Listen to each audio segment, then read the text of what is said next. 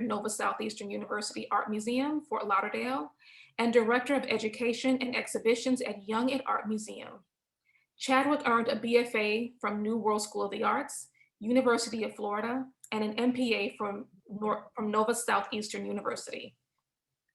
Deni Zulu Gene Toney, happy birthday again, sir, is a Miami-based visual art artist, writer, independent researcher, semi-retired educator, and activist in cultural arts, historic preservation, and social justice issues.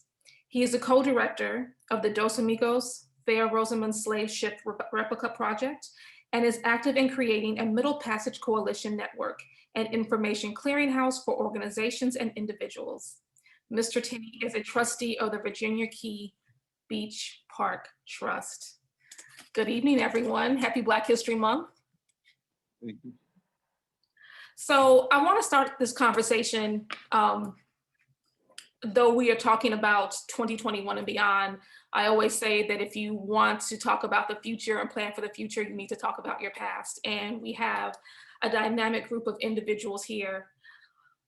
Gene Toney, Rosie Gordon-Wallace have really worked hard to make sure that South Florida acknowledges the presence of Black creatives in this space. I would love to talk to the two of you about what the Miami art scene was like pre-2010, if you wouldn't mind sharing that with us. Gene, since you're older than me, I think you should go first. Yeah, well, Happy birthday, my friend. Happy birthday. yeah, let me get this out while I'm still around to say something, right? I know. Well, there's a lot that can be said. I am not a native of Miami, and I came here in 1974. And at the time, I think it's fair to say that the cultural scene, the art scene in Miami was, I guess from the perspective of people familiar with other places, particularly in the North, quite a ways behind. I mean, there was no major art museum. There were, the cultural arts just wasn't wired into the community. You didn't have that support base that would come from people who have money. In fact, those who were in a position to support it were more likely to support their institutions in the places they came from. So that really created, there was a void, but I think it was also a great opportunity. So that a lot of things that were well established in other places, for example, Kwanzaa, was almost unheard of here in Miami.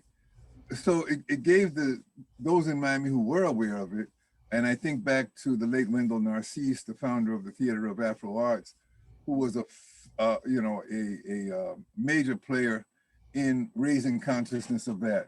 Juneteenth is another example, and we have people like Officer Von Carroll Kinchens in the Overtown area, who are kind of having to plant and cultivate those seeds.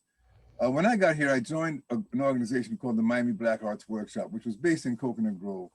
It was founded in 1969 by art students at the University of Miami, African-American art students, who were basically very keenly aware of the fact that the University of Miami campus has a premier art museum, the Low Art Museum, which had never had an exhibition of African-American art. And that African-American art was basically not represented in galleries. It was not being represented in newspapers, by art critics and so forth. So they basically, their first action was to militate to get an art exhibition at the Low Art Museum. And that created quite the brouhaha at the time, but they succeeded.